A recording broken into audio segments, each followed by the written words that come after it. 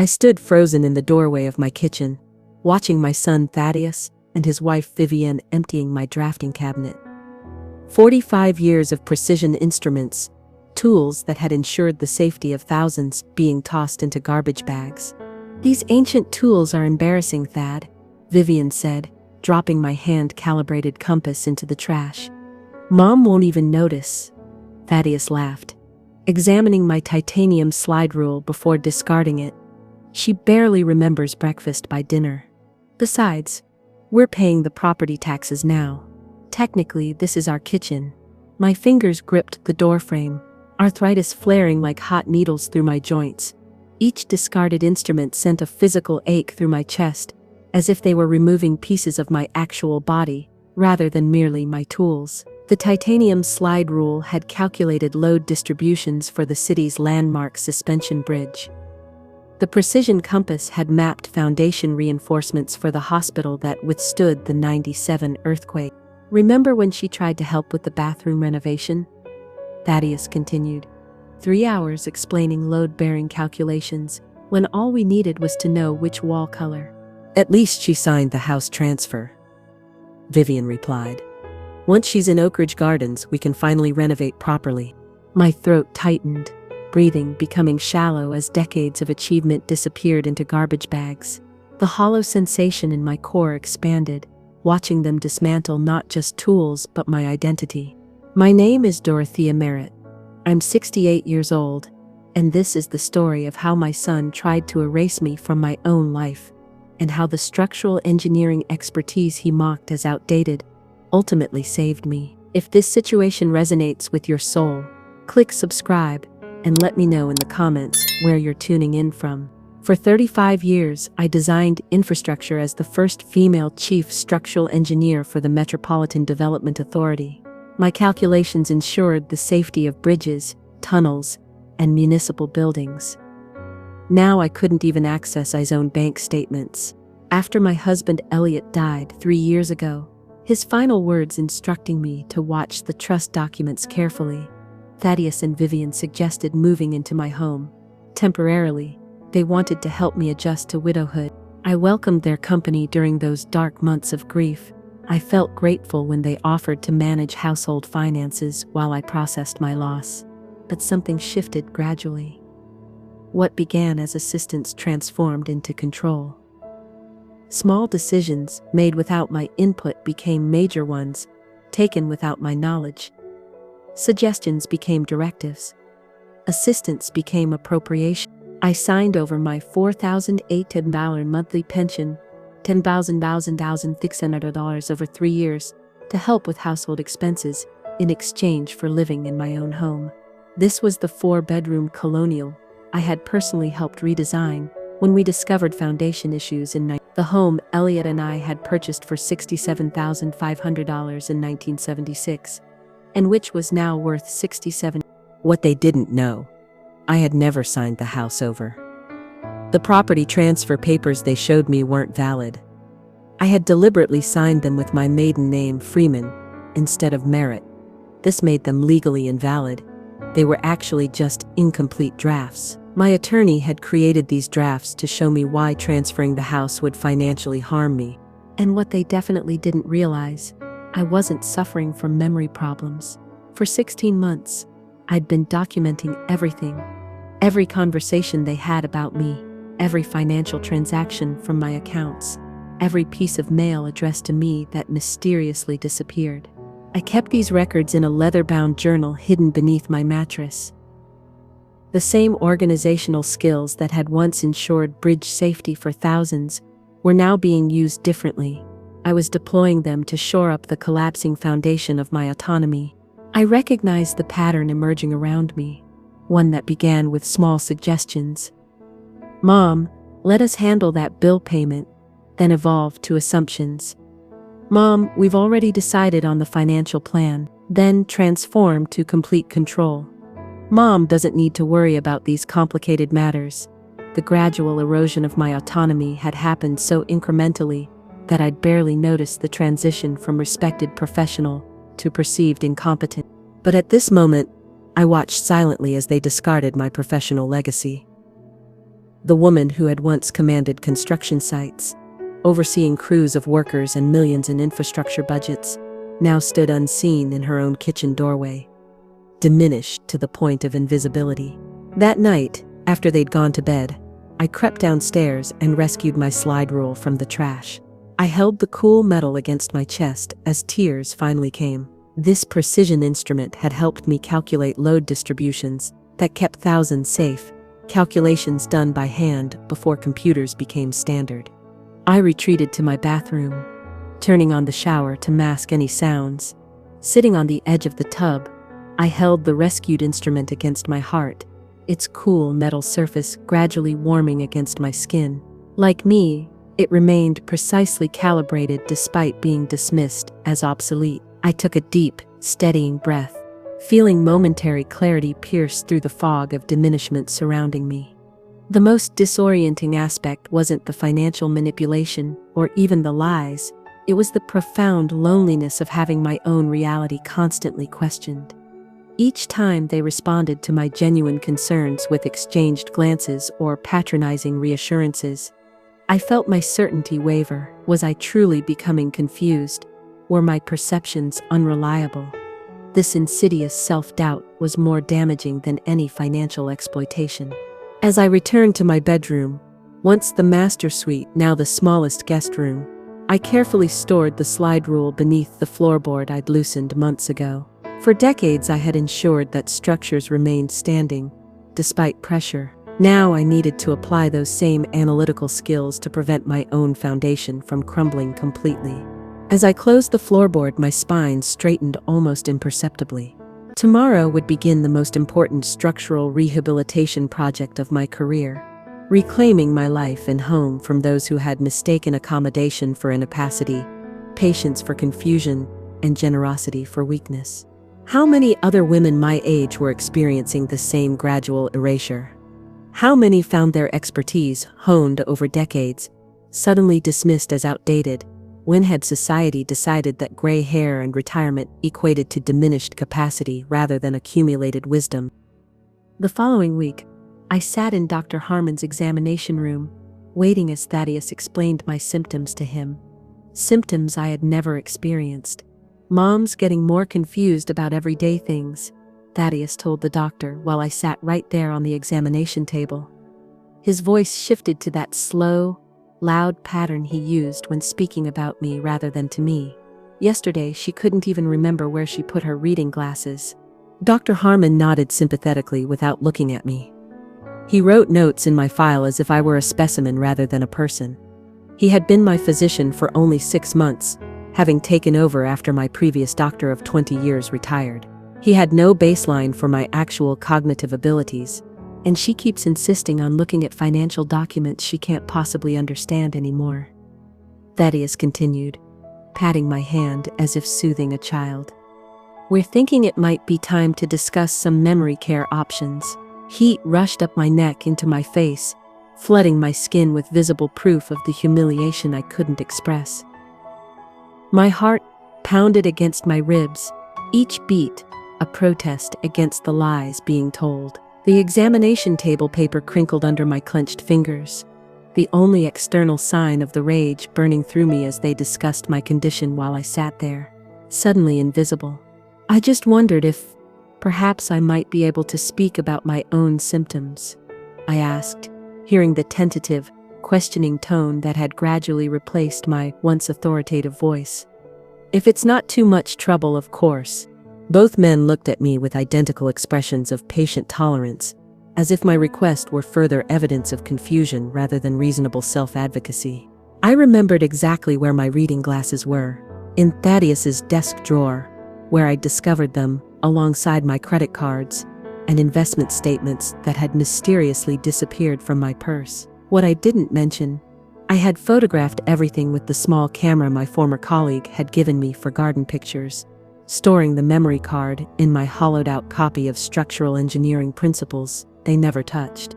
Has she had any actual medical symptoms? Dr. Harmon finally addressed me directly. Dorothea, have you noticed any confusion yourself? Before I could answer, Thaddeus interjected. She wouldn't remember if she had, that's the problem. Last Tuesday, she forgot she'd already taken her blood pressure medication and nearly took it twice. Thank goodness Vivian noticed. This was an outright fabrication. I had been using a dated pill organizer for years and had never once made this error.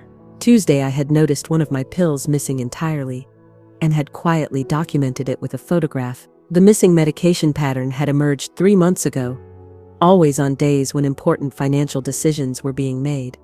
I haven't experienced any confusion, I stated firmly. I would like cognitive testing from a specialist if there are concerns. Dr. Harmon glanced at Thaddeus, who sighed dramatically. See, this is part of the problem. She gets defensive whenever we try to help. Perhaps a geriatric assessment would be appropriate, Dr. Harmon suggested, still directing his response to my son rather than me. We'll look into it, Thaddeus replied, with no intention of following through. In the meantime, I think we need something to help with her anxiety. She gets very agitated when we discuss financial matters. By the end of the appointment, despite having no symptoms and having requested no medication, I left with a prescription for a mild sedative I had no intention of taking. The prescription had been written before Dr. Harmon had asked me a single direct question. That evening, I locked myself in the bathroom with the shower running to mask any sound. I updated my documentation journal, the same type I'd used throughout my engineering career. Page after page revealed the same pattern. Items disappeared after I mentioned using them to access financial information. Conversations were invented that never happened. Appointments were canceled without my knowledge. The parallel to the safety violation reporting system I'd implemented for bridge inspections was unmistakable, only this time, I was both the inspector and the compromised structure. My training in identifying failure points now focused on a different kind of structural integrity. 2 days later, while Thaddeus and Vivian were at work, I stood in my son's office. My hands, the same hands that had once drafted plans for infrastructure supporting thousands, were steady as I opened his desk drawer. Inside lay my reading glasses, 3 credit cards, and the investment portfolio statements they claimed. I was too confused to understand what I hadn't anticipated finding. A file labeled Oak Ridge Gardens, Mom, containing completed admission paperwork for a memory care facility. The admission date was just 4 weeks away. The deposit receipt showed $7,200 paid from my account without my knowledge. The room assignment indicated a shared space, despite my lifelong preference for privacy information they had deliberately misrepresented on the forms. Most disturbing was the medical assessment form, supposedly completed by Dr. Harmon, but bearing a signature that didn't match the one on my prescription. The form indicated moderate cognitive decline requiring 24-hour supervision, a complete fabrication with no basis in any actual examination. My fingers trembled as I photographed each document. This wasn't casual dismissal or even gentle paternalism. This was a methodical campaign to declare me incompetent and assume control of my assets, primarily my mortgage-free home worth $60,000–$75,000 in the current market.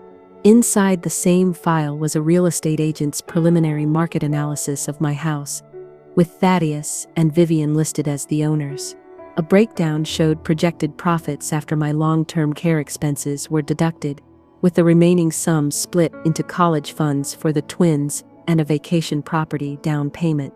I carefully returned everything exactly as I'd found it.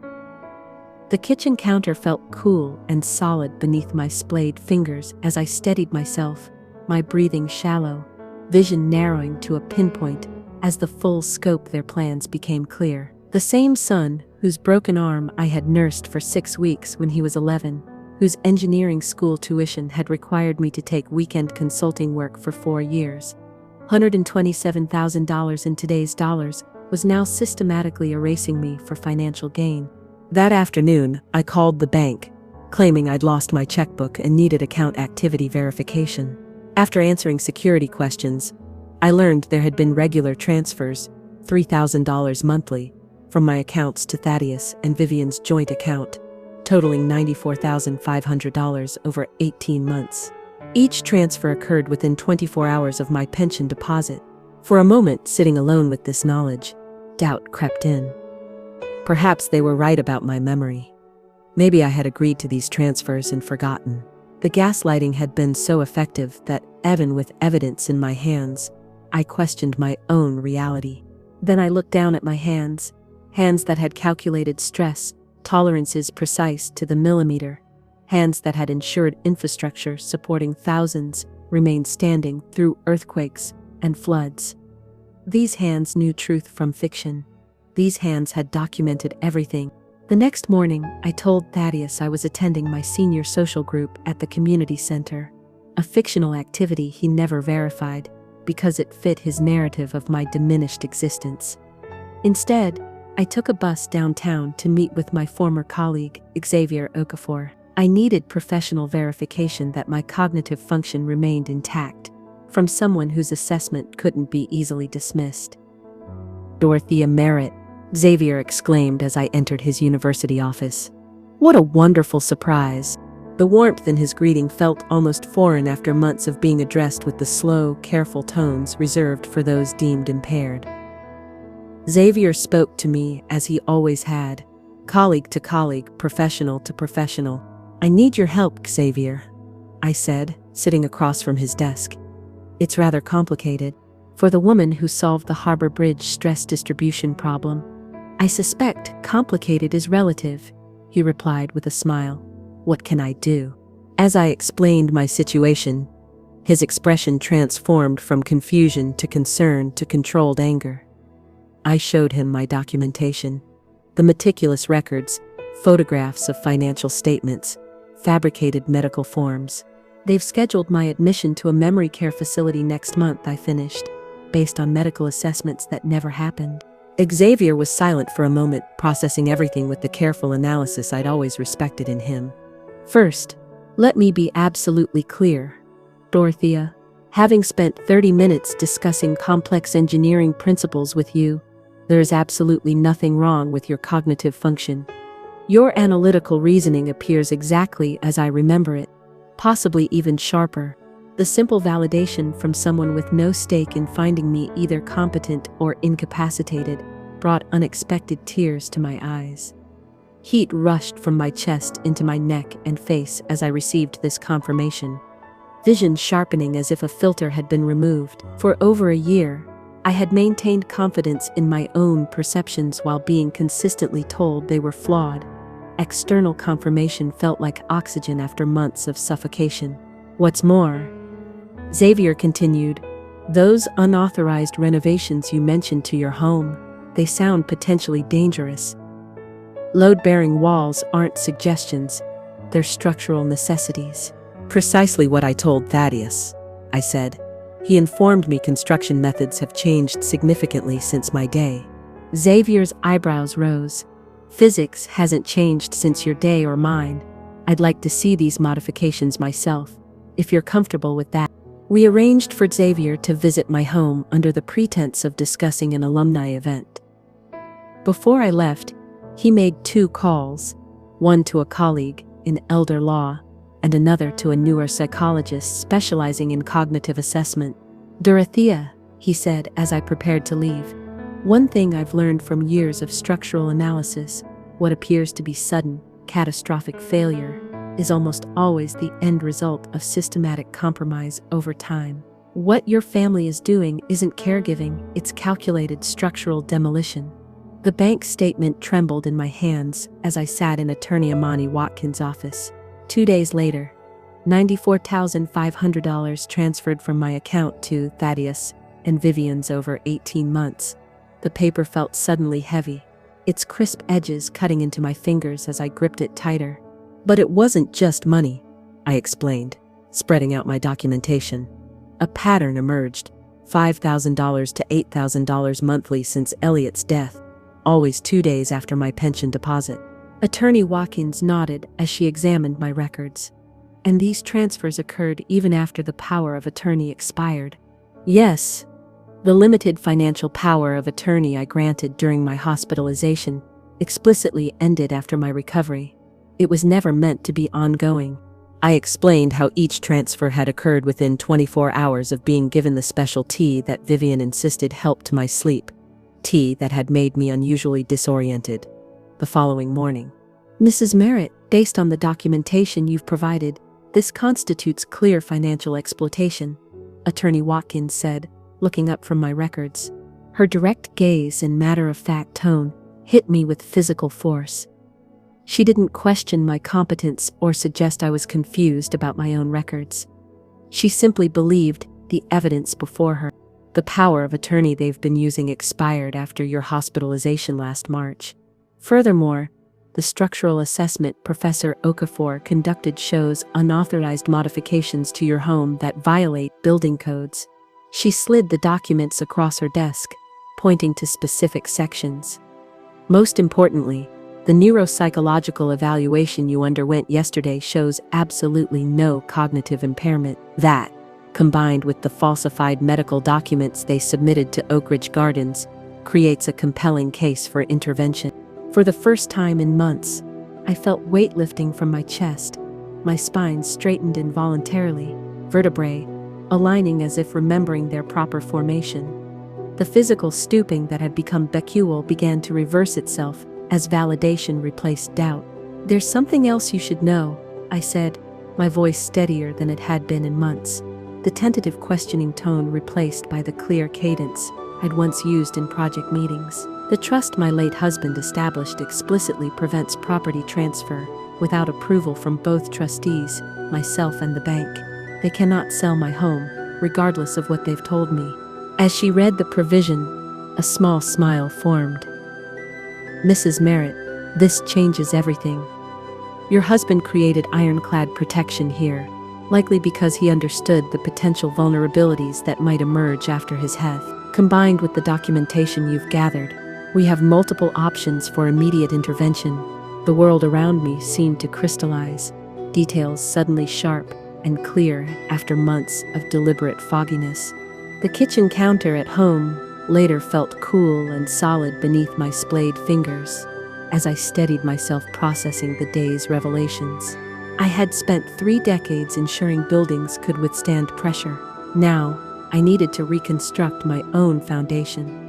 The missing financial statements, the gradual isolation from colleagues, the constant reinforcement of my supposed forgetfulness whenever I questioned decisions. This wasn't caregiving, it was calculated deconstruction. My breathing became deeper, vision expanding as I fully grasped the situation.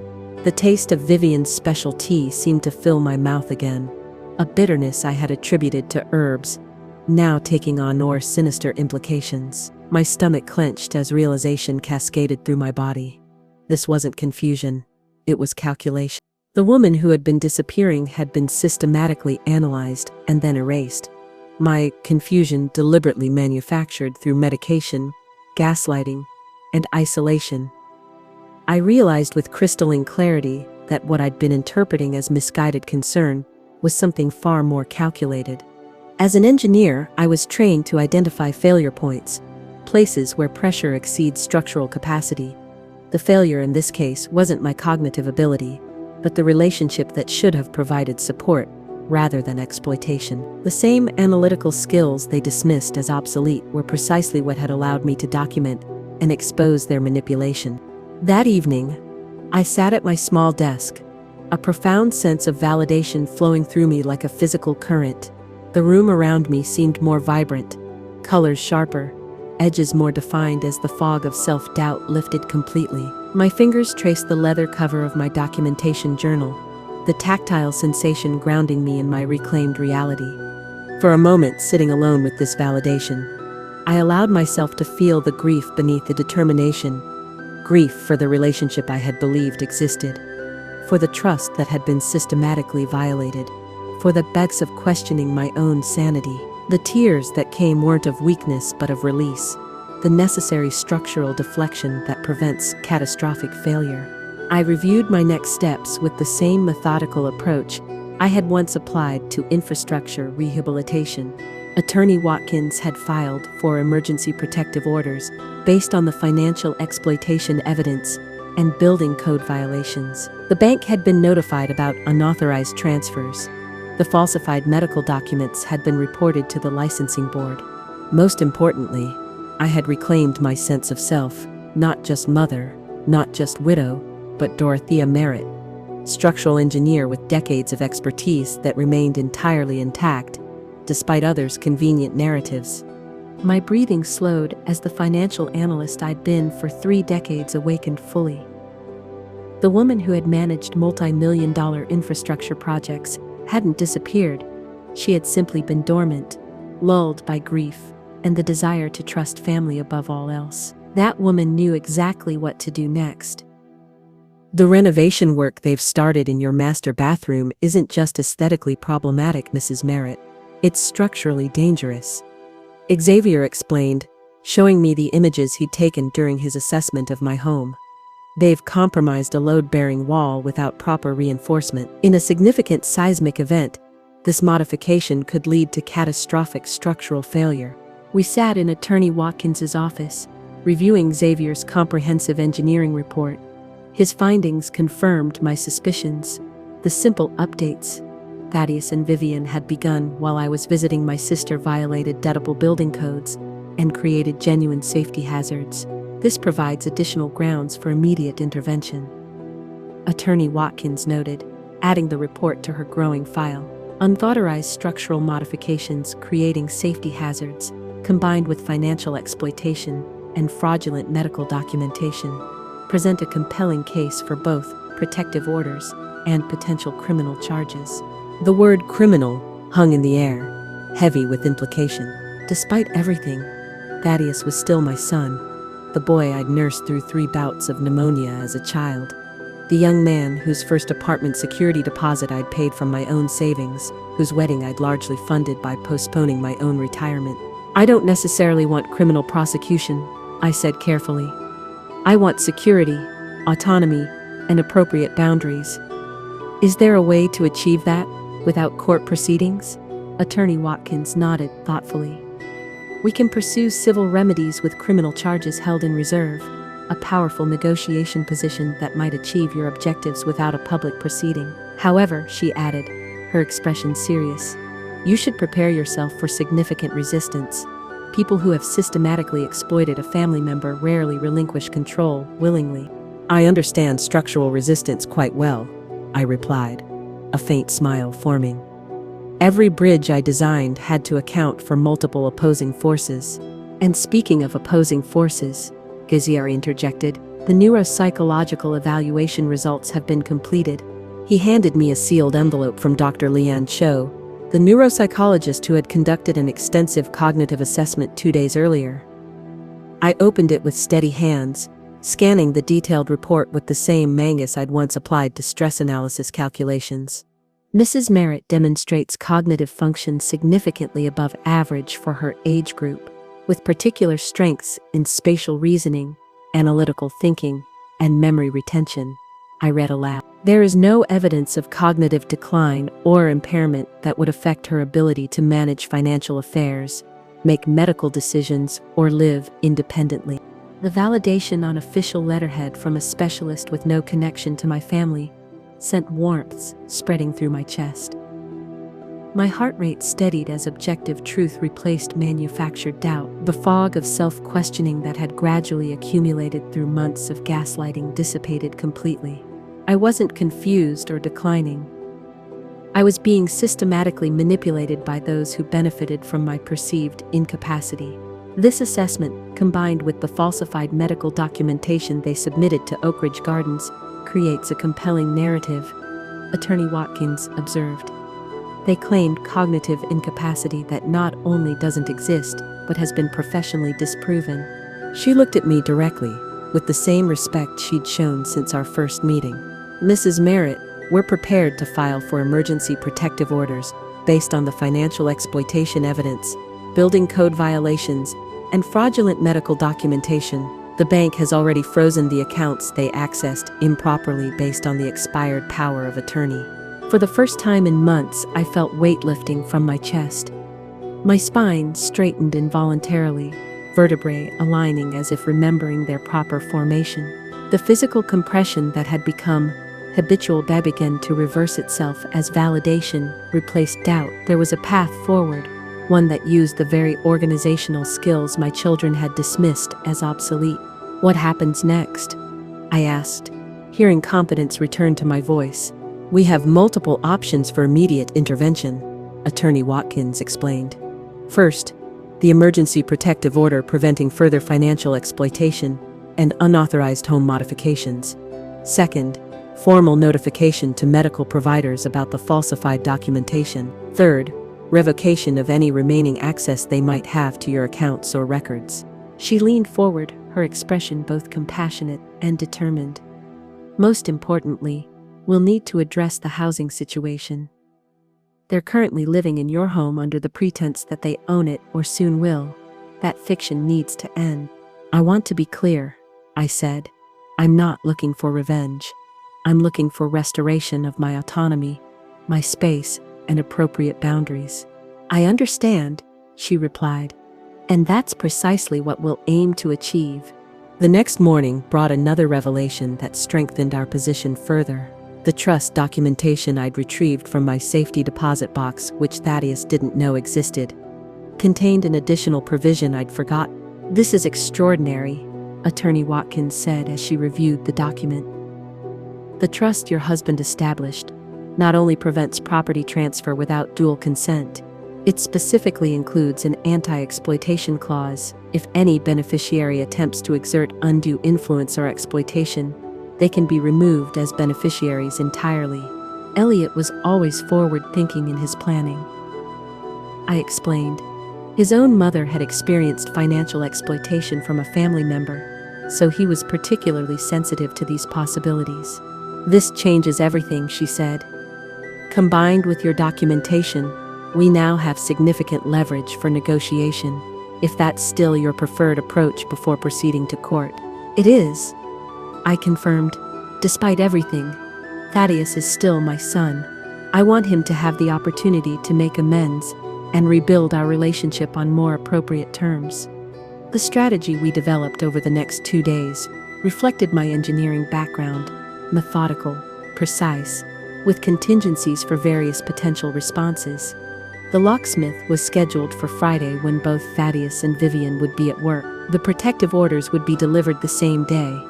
The bank had already secured my accounts and was preparing documentation of all unauthorized transfers. I must say, Mrs. Merritt, your record-keeping is exceptional, Attorney Watkins observed as we finalized our approach. Most clients in your situation don't have half this documentation. I was chief structural engineer for the Metropolitan Development Authority for 17 years, I replied, hearing confidence fully return to my voice. Documentation is second nature. For the first time, I saw my professional identity as an asset rather than something to be hidden, the very expertise my children dismissed, now becoming my strongest protection. The skills they had mocked as obsolete were precisely what enabled me to systematically document and expose their exploitation. As I left Attorney Watkins's office that afternoon, I caught a glimpse of my reflection in the lobby mirror. My posture had visibly changed. Shoulders back, chin level, gaze direct. The physical manifestation of my internal shift from accommodation to autonomy was becoming increasingly evident. I stopped at the specialty stationery store downtown, purchasing a new leather-bound notebook identical to the engineering journals I'd used throughout my career. The familiar weight in my hands connected me to the woman I had been before grief and manipulation had made me doubt myself. The smooth leather cover felt cool against my fingers, then gradually warmed like my own competence, temporarily cooled but never truly gone. On the first page, I wrote Structural Rehabilitation Project, in the same precise handwriting I'd once used for project specifications. Below it, I outlined the practical steps for reclaiming my home, my finances, and my identity. A blueprint not just for physical spaces, but for reconstructing my life on stronger foundations. As I closed the journal, I felt a sense of purpose I hadn't experienced since my last major infrastructure project 5 years earlier. The most important rehabilitation work of my career wasn't made of concrete and steel, but of boundaries and truth. Like any good engineer, I understood that sometimes the most critical reinforcement happens below the surface, invisible to those who don't know where to look. I stood in the doorway of what had been my home for 46 years, the new keys heavy with significance in my palm. My spine was straight, shoulders back, head held level, the posture of the executive I had been rather than the diminished mother I had become. The movers had just finished relocating Thaddeus and Vivian's belongings to the storage facility, leaving neatly labeled boxes on the front porch alongside their suitcases. The timing had been precisely calculated. Like the forces in a suspension bridge, the locks changed at 10 Hazard a.m. while they were at work. The protective orders delivered to their respective offices at 11:30 a.m.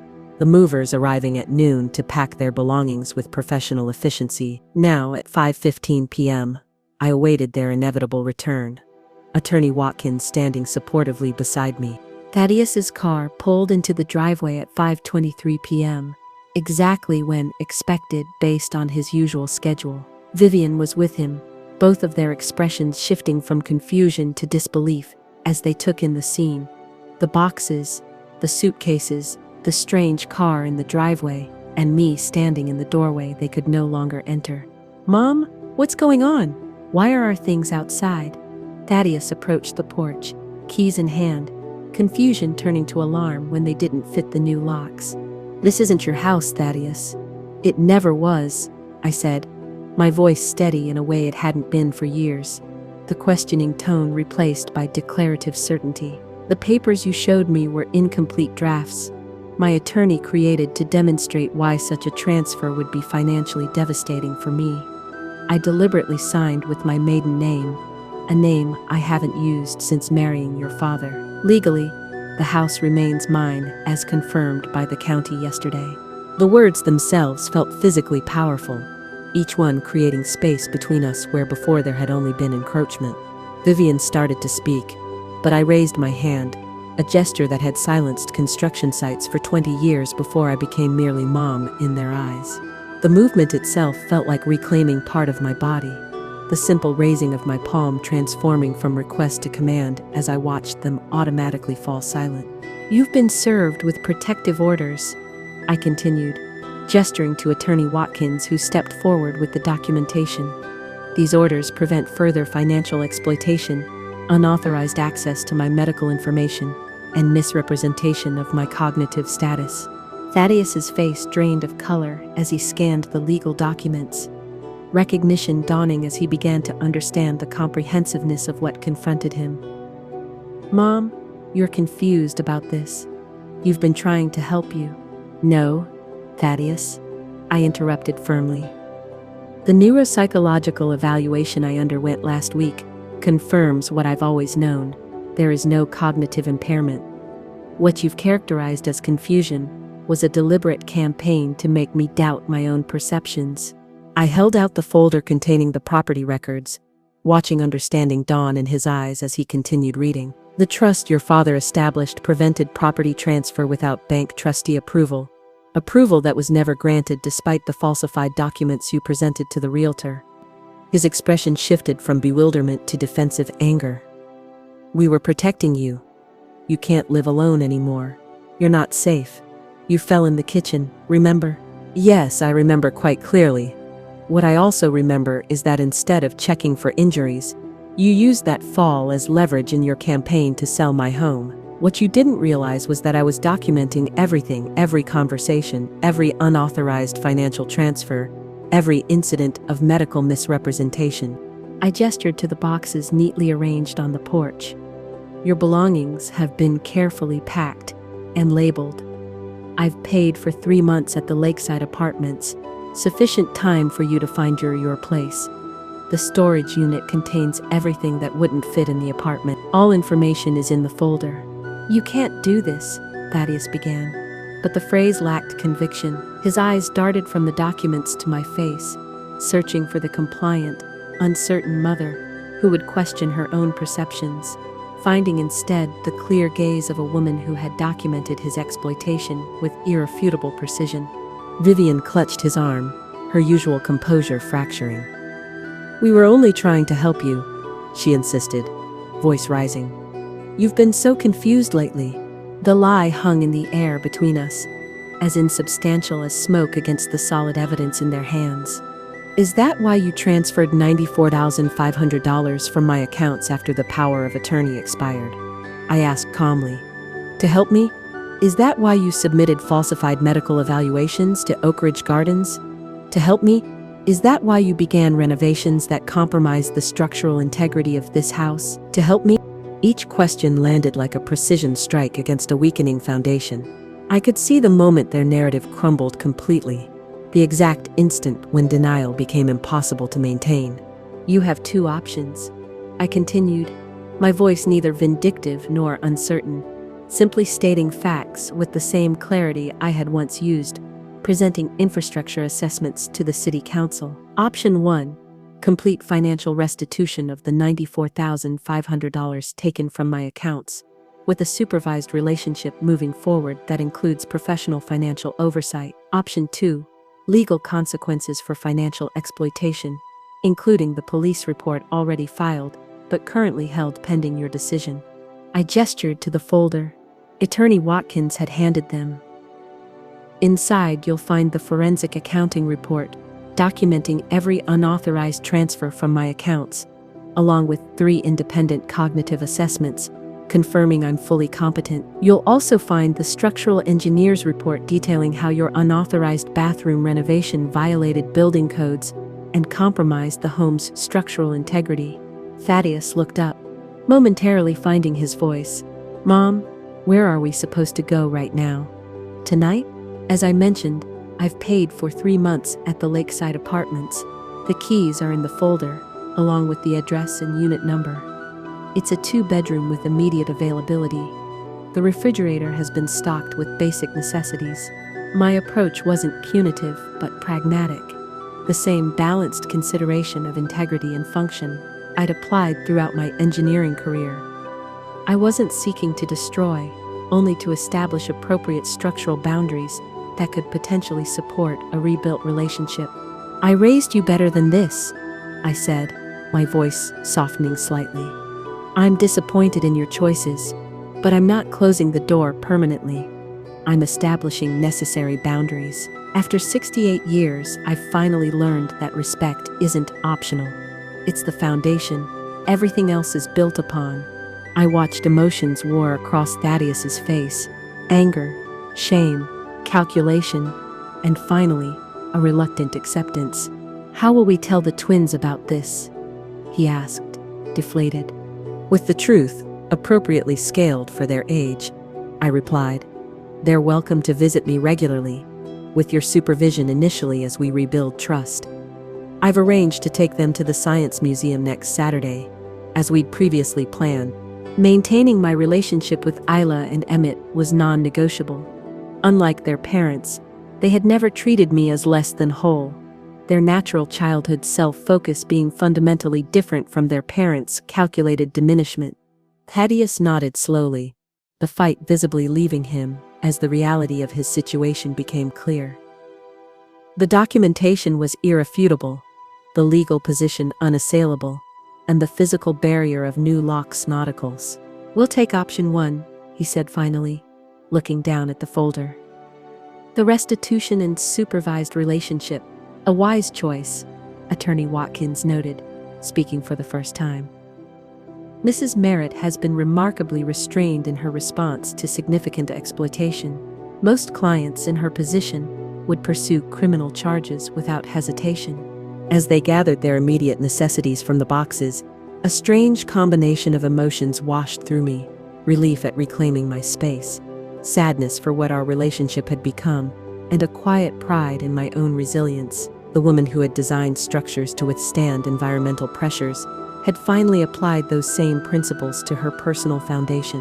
When they drove away, Attorney Watkins turned to me with a small smile. Congratulations, Mrs. Merritt. Not everyone manages to reclaim their autonomy so decisively.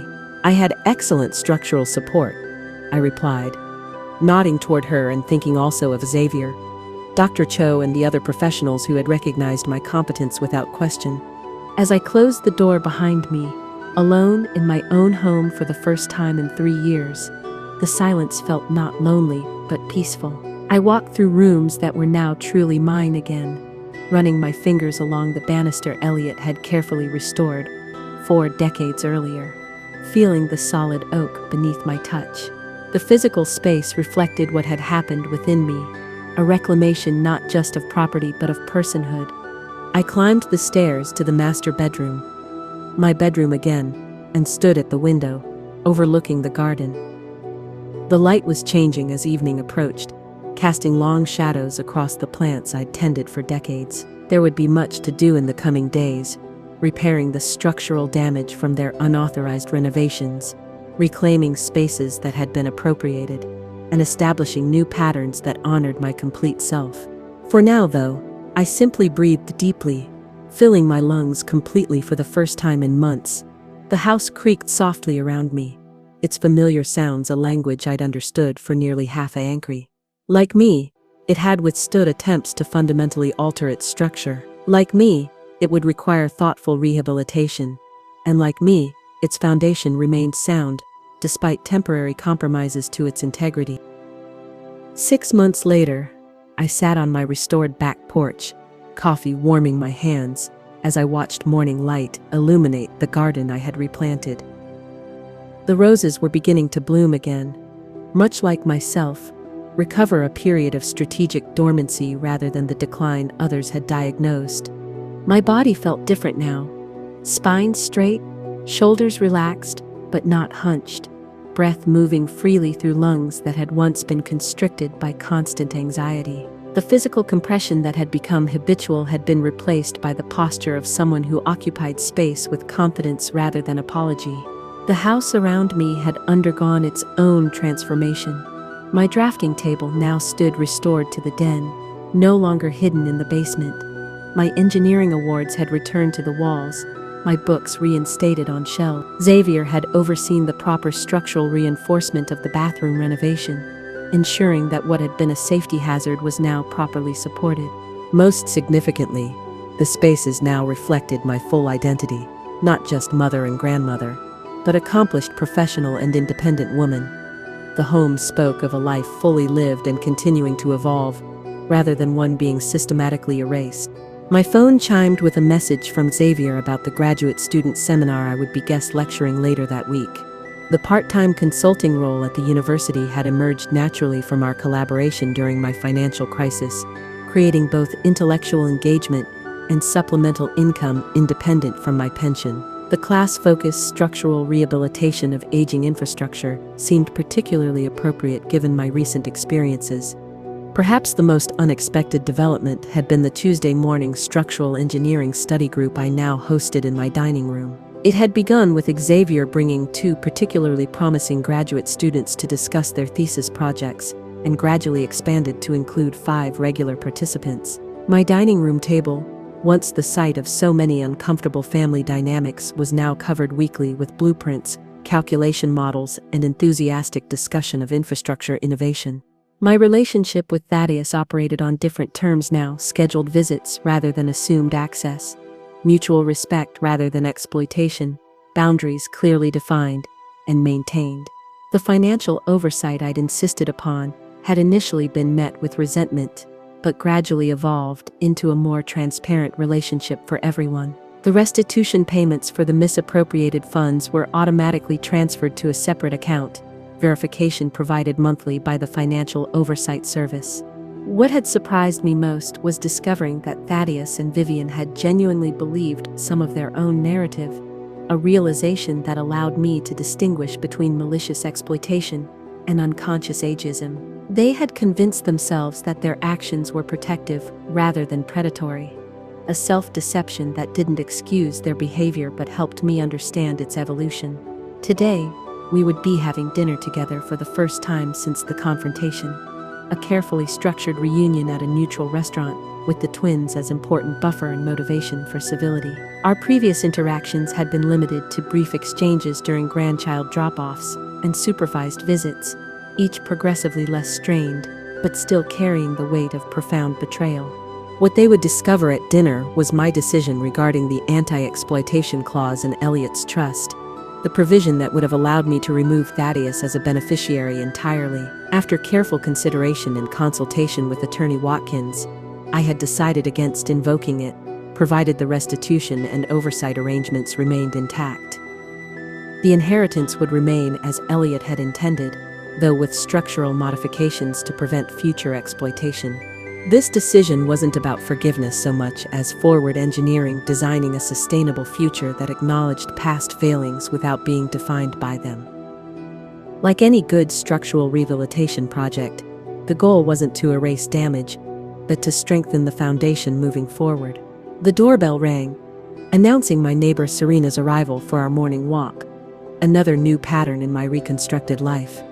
She had been quietly observant during the worst of Thaddeus's exploitation, offering subtle support without overstepping. Now our friendship had developed beyond the initial neighborhood connection into genuine companionship.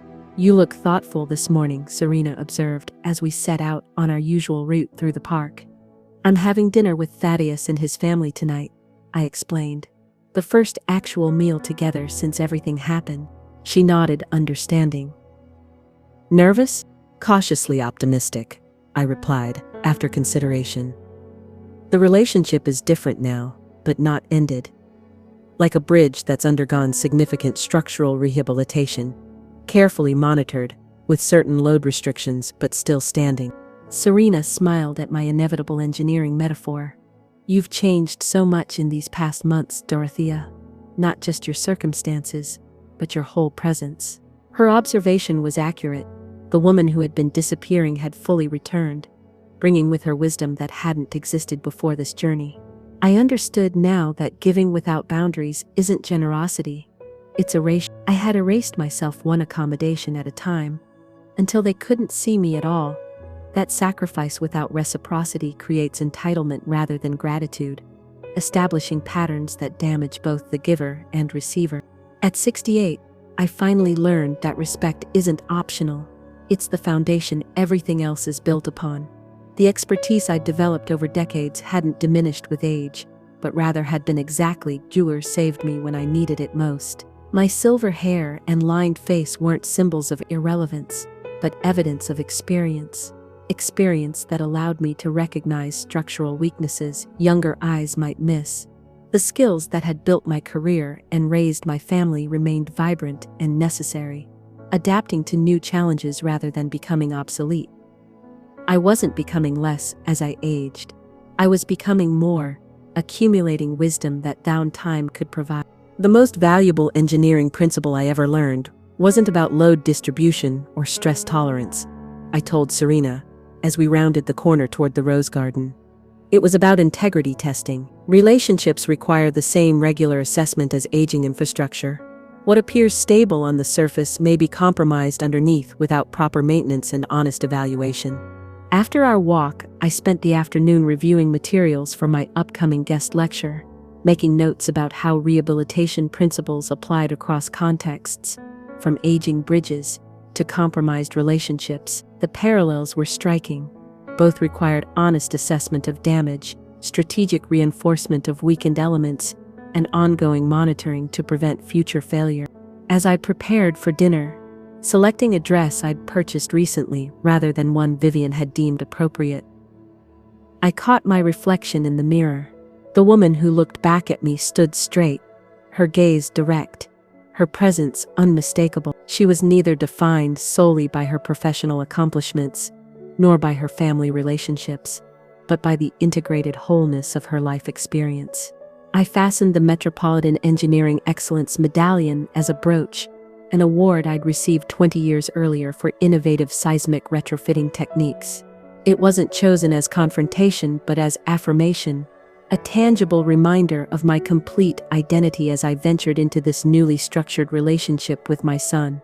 As I drove to the restaurant, I thought about the twins, now 13, and beginning to notice the world beyond their immediate needs. Their relationship with me had actually deepened since the separation. Our time together more intentional and engaged rather than peripheral monitoring while their parents dominated interaction.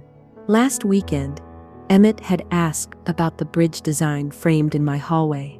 leading to a 2-hour conversation about structural engineering principles that had clearly fascinated him. Isla had sat with me, looking through albums of my early professional days, asking thoughtful questions about being a woman in engineering during the 1970s and 80s. They were seeing me as a complete person for perhaps the first time. Grandmother, yes, but also engineer, professional, independent woman with a history beyond my relationship to them. Some mothers build safety nets that become cages. I finally realized we were both trapped, my son by expectations of inheritance and control, myself by the habit of accommodation. Breaking free meant we both had the chance to become something more than jailer and prisoner. The relationship we were now carefully reconstructing had proper support beams, appropriate boundaries, and regular integrity inspections, a more sustainable structure than what had existed before. The most dangerous structural failures aren't the dramatic collapses, but the slow deterioration that goes unnoticed until the damage becomes irreversible. My autonomy hadn't been taken in a single moment, but eroded gradually through 1,000 small concessions I barely recognized as significant until the integrity of my entire life was compromised. As I prepare for this dinner, the first step in a carefully engineered new relationship with my son, I wonder how many women my age are slowly disappearing in their own homes, their autonomy eroding in tiny increments, until one day they find themselves reduced to function rather than recognized as complete human beings.